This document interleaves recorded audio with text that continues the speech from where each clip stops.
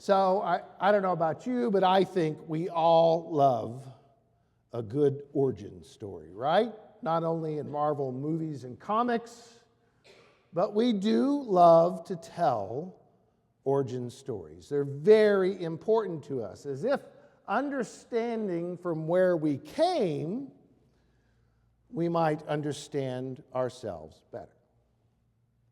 Our origin stories give us a sense of who we are, validates what we believe about our purpose, our meaning in the world. Our origin stories define us in ways we probably don't think about much, probably we do not articulate, yet they somehow still shape, I would say, our beliefs, our actions in this world. We want to know deeply who we are and our stories of origin. Our beginnings, so to speak, are essential for understanding ourselves. I think if I asked everyone here for you to tell me a story or asked you to tell personal stories, many of you would say and tell stories of how you came to be and how that led to who you are today. And I suspect that when we tell those stories to others around us, as a better way to express who we are, as a better way to tell people this is what we believe. And we tell those stories, and actually our closest friends probably have heard the stories over and over again, but yet it's still important to understand where we came from. One might even describe therapy, a very important way to get help from someone else, as basically a retelling of our origin stories, if you think about it. We, in that way, might understand our underlying motivations, the subconscious forces that shape us. And I suspect if I talk to each and every one of you, you have some family stories told to you by your parents, by your grandparents, about how you came to be, right? I'm sure many of you asked, Mom and Dad, how did you meet? You could tell stories about where you grew up and the communities that shaped you, including our family of origins. Most of us can tell those stories very easily. Now, I had this practice with my kids, and I don't know when I stopped doing it, but I had this practice with my kids that on their birthdays, I would tell them and try to describe for them about the day they were born. Has anybody else ever done this? Carol, good. It's actually kind of fun. How Noah was so hesitant about coming out that Teresa needed to be induced.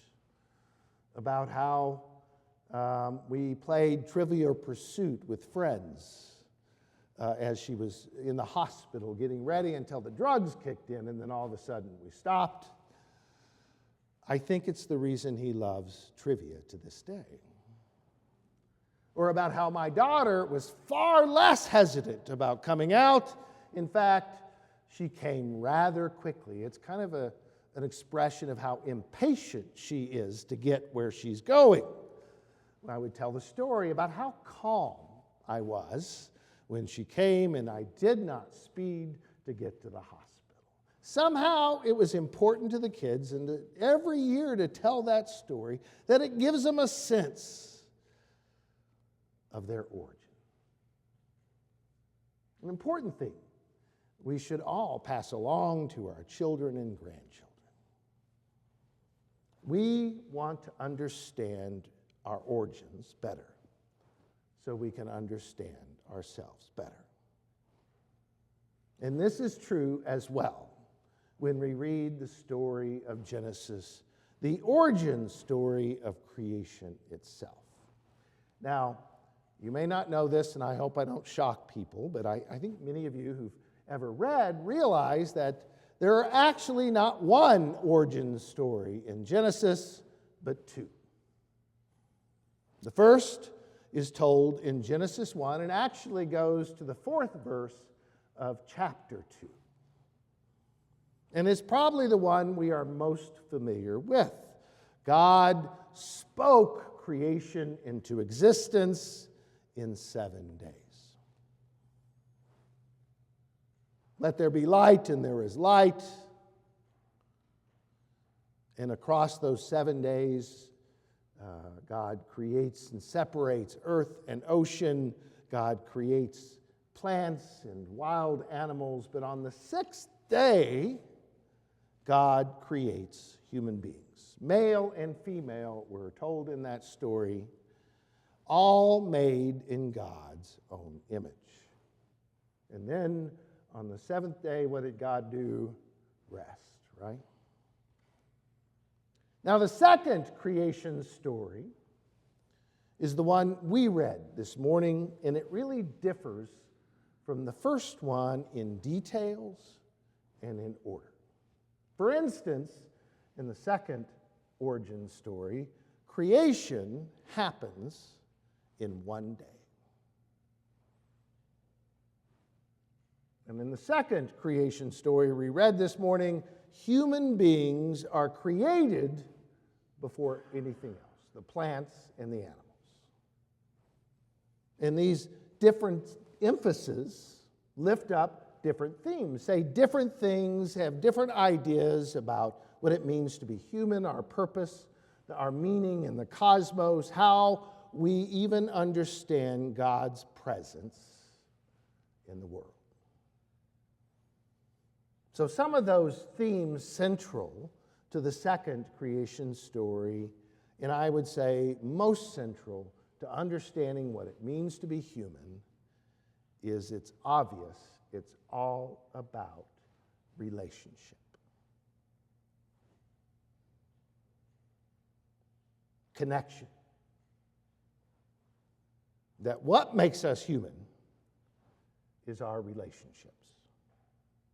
Now, the very first relationship we're told about is between humans and the very earth we live on.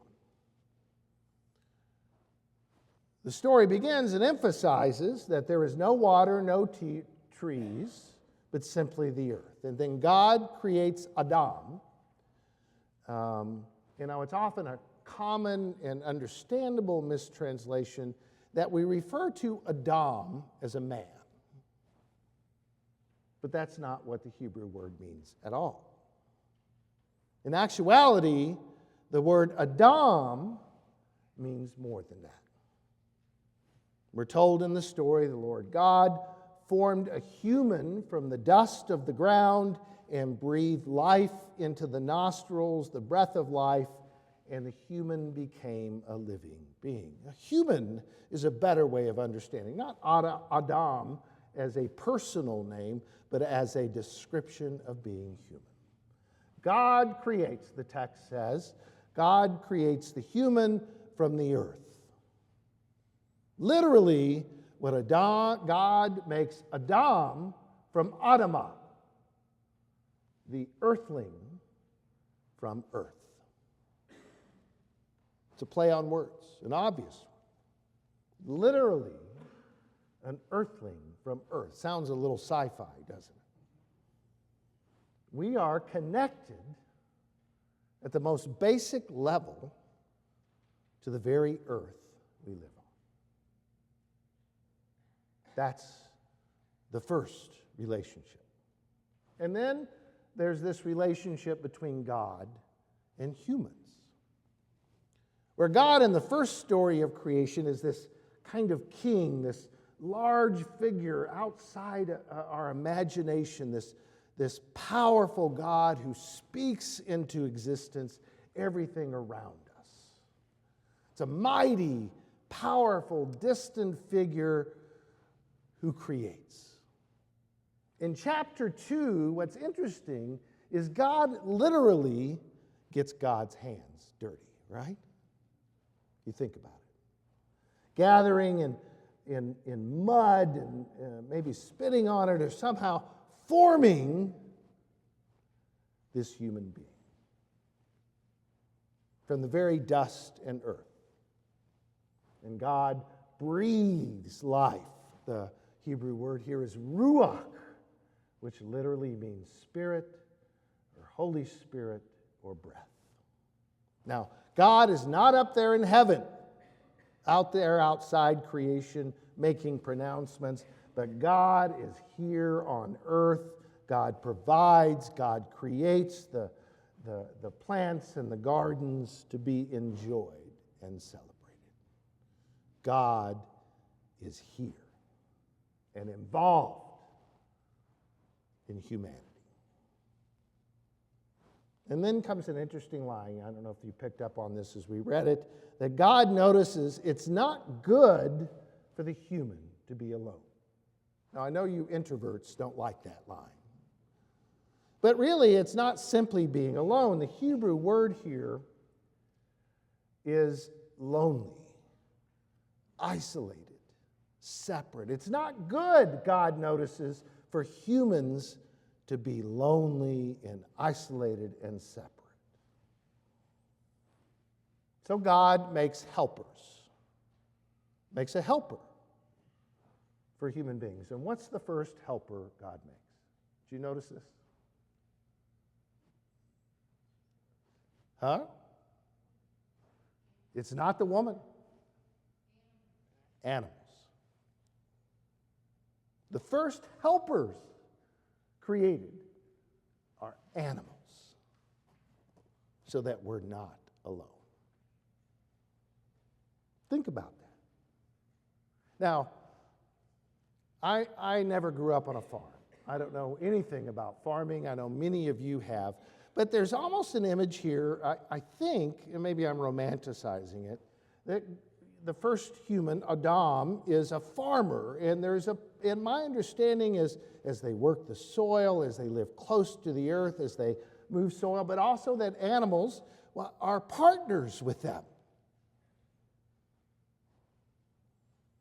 So one of the key relationships human beings have is with the animals around us.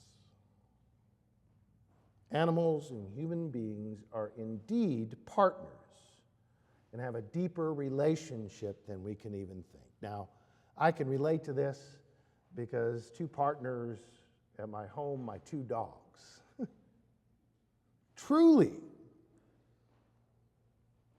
make me feel not alone. But then God notices that the human needs more than the animals. So we have this relationship that's built between the male and the female. And God creates another partner from the side of Adam, who is known as woman. Now, it's not uncommon, and it's not that uncommon among different churches, that they portray this story as if to make the woman subordinate to the man, as if, well, she came second. But the truth is that the story really makes the point to emphasize, and actually the Hebrew word, though it gets translated as rib, is actually a Hebrew word which means side. And so it's an obvious pointing out that the man and the woman stand side by side as equal partners, helpmates together. So the power of our origin story, at least told in the second chapter of Genesis, is this truth. Human beings are made to be in relationship with each other. We are made to be in relationship with the very earth we live on. We are made to be in relationship with the very God who works in our hearts and souls. We are made to be in relationship with the other partners we have on this planet. We are made to be in relationship, not subordination, not domination, but relationship with men and women. And when we do not do that, we forget who we are. And some might argue, and I'll be talking in the coming weeks about one of the most significant challenges for us as a church, as people living where we are, is that we are not really partners in relationship, connected to each other as we are created to be. To God be the glory this day and forevermore. Amen.